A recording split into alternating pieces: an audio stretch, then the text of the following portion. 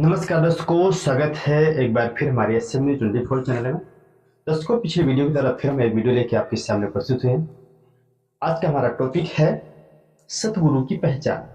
सतगुरु की पहचान हम कैसे करें, सतगुरु होता क्या है, ये सारी चीजें हम आपके बीच में एक्सप्लेन करने वाले हैं। तो बने रहिए हमारे वीडियो के साथ। तो ये स्टार्ट करते हैं वीडियो को। देखिए, सतगुरु सतगुरु कहते हैं वो होता है जो सत चरित्र का निर्माण करता है, और सतगुरु वो जो हमें सद्भक्ति के लिए एक अच्छे मार्ग की ओर प्रशस्त करता है। और आज भी हम देखते हैं कि बहुत सारे संत हमें मिलने को मिलेंगे, बहुत सारे संत देखने को मिल रहे हैं, लेकिन हमें मेन चीज ये देखना है कि वो सतगुरु कौन हो सकता है, इसकी पहचान कैसे करें। यही विषय हमारा जटिल हो जाता है। और जब कोई बात ऐसी आती है किसी संत के विषय में या किसी ऐसे साधक के बीच में चर्चा की जाती है, तो कहता है कि मुझे नहीं मालूम कि वो सतगुरु की पहचान कैसे करूं, कि वो सच्चा गुरु है जो हमें परमात्म तत्व की ओर हमें प्रशस्त करे और हमें वहां तक ले जा सके। तो कहते हैं कि सतगुरु कहते हैं, सतगुरु मिले तो इच्छा मेटे, पद मिल पदे समाना, अचल हंसा उस लोक पठाऊं, आदि अमर अस्थाना। कहते वो सतगुरु जो सारी इच्छाओं को समाप्त कर दे। कहते हैं वो सतगुरु जो सच्ची भक्ति करवा के उस परमात्म तत्व की ओर हमें ले जा सके।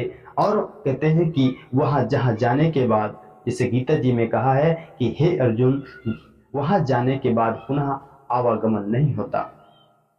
इसलिए कहते हैं कि वो ऐसा लोग जहां ले जाने वाला एक सतगुरु ही है, जो परमात्म उस तत्व को, उस लोक को, अमर लोक को हमें प्राप्त करवा सकता है।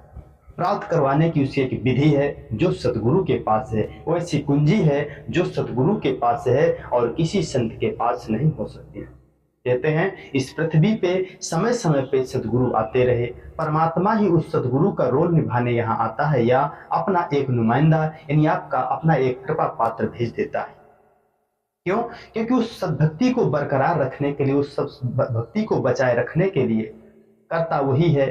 कहते हैं हम किसी अगर मूर्ति की पूजा कर लें और फिर कहते हैं कुछ हमें वहां हेल्प मिल जाती है, तो कहते हैं मूर्ति पूजा हमने की, उसकी हेल्प हमें मिल रही उससे।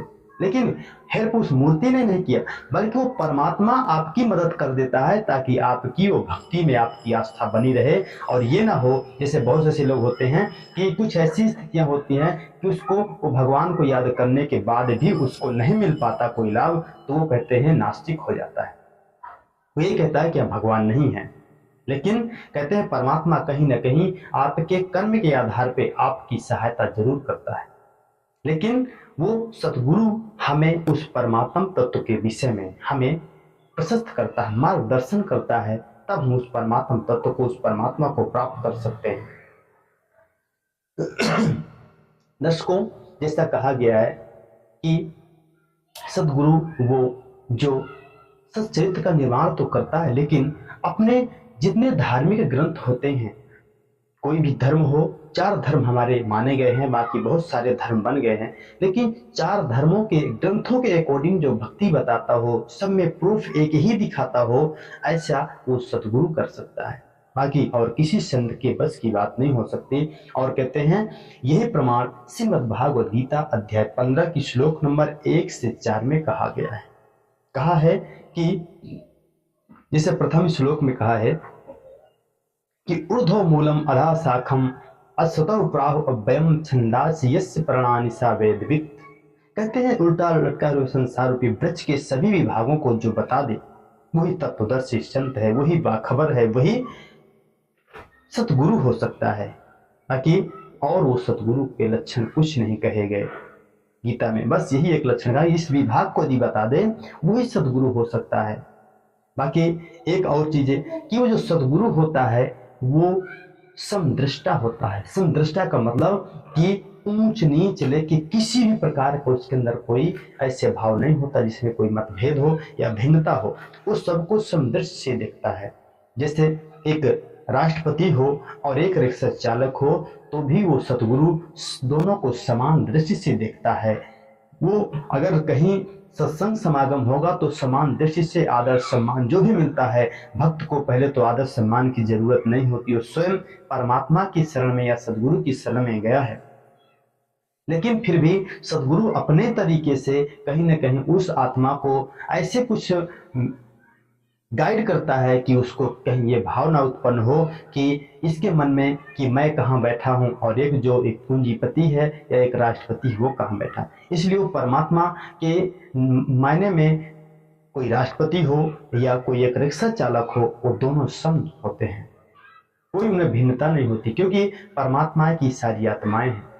अगर आज हम राष्ट्रपति हैं तो एक कर्म आधार पे, यदि आज हम रिक्शा चालक हैं तो अपने कर्म आधार पे। इसलिए कहता है कि हे अर्जुन, तो कर्म कर, कर्म के साथ भक्ति भी कर, क्योंकि तेरी भक्ति तुझे उस परमात्म तत्व की ओर संकेत करती है, उस परमात्म के स्थान, उस परम पद को, जो अध्याय 18 के श्लोक नंबर 62 में कहा है कि तम एव शरणम गच्छ सर्वारेण भारत तत्प्रसादात् पराम शांतिम स्थानम प्राप्स्यसि।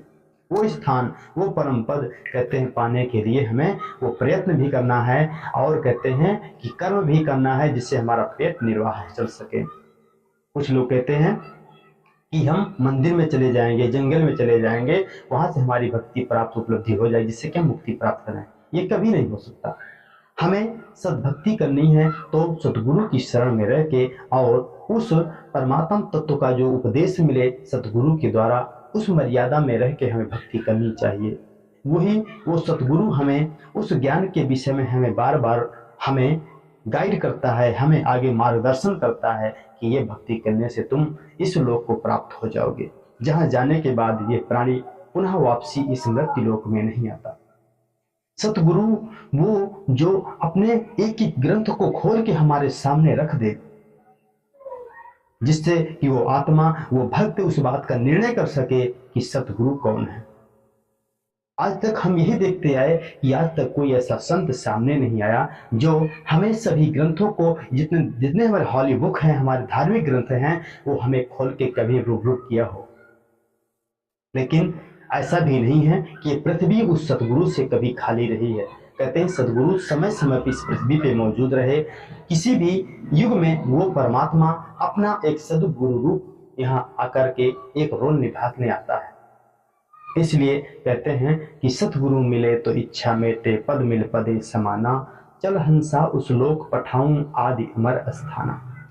आज की डेट में आपको सतगुरु आज भी मौजूद है, इस पृथ्वी पे है, इस धरा पे, इस विश्व पे है वो, लेकिन हम उसकी पहचान नहीं कर पा रहे। हम उसकी निंदाएं करना शुरू कर देते, हम उसको मैच करने लग जाते हैं। तो वो तो ऐसा करता, हम ऐसी बुराई क्यों छोड़ दें? ऐसा नहीं। वो सतगुरु जो होता है आपको पाखंड, बुराइयों से, नशाखोरी से, हर स्थितियों में आपको वो छुड़ाने की कोशिश करवाता है।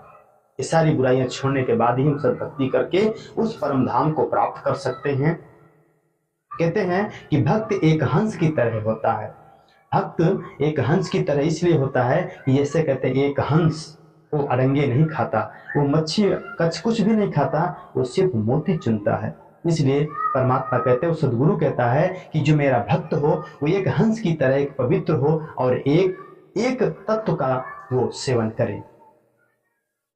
यहाँ बहुत सारे ऐसे जो हंस, जो भक्त हैं, वो भक्ति भी करते हैं, बहुत सारी बुराइयां भी करते हैं, और साथ साथ ऐसे कि कुछ भक्त देखने को मिलते हैं कि वो भक्ति तो परमात्मा की करते हैं लेकिन मांसाहार और शराब का सेवन भी करते हैं। क्या वो हंस हो सकता है? क्या वो भक्त हो सकता है? ऐसा कभी नहीं हो सकता, क्योंकि उसको सतगुरु मिला नहीं, ऐसे वो कर रहा है। इसलिए क्योंकि जब सदगुरु मिल जाता है तो हमें सारी चीज़ों को वो प्रशस्त करता है, हमें जानकारी देता है कि ये सारी चीज़ें करने से हमारे लिए कितनी हानि है, हमारे जीवन में कितने बड़े कष्ट आने वाले हैं, हमारे मृत्यु के पश्चात इसकी स्थिति क्या हमारे पर गुजरने वाली, ये सारी चीज़ें सदगुरु एक्सप्लेन करता है। तो हे गाइस, हे दोस्तों, यदि हमारा वीडियो आपको अच्छा लगा हो तो ज़रूर हमारे वीडियो को फुल वॉच करें और अपने यार दोस्तों तक, अपने सभी संबंधियों तक जरूर शेयर करें और हमारा चैनल को लाइक और सब्सक्राइब जरूर कर लें। नमस्कार, जय हिंद, जय भारत, सत्य है।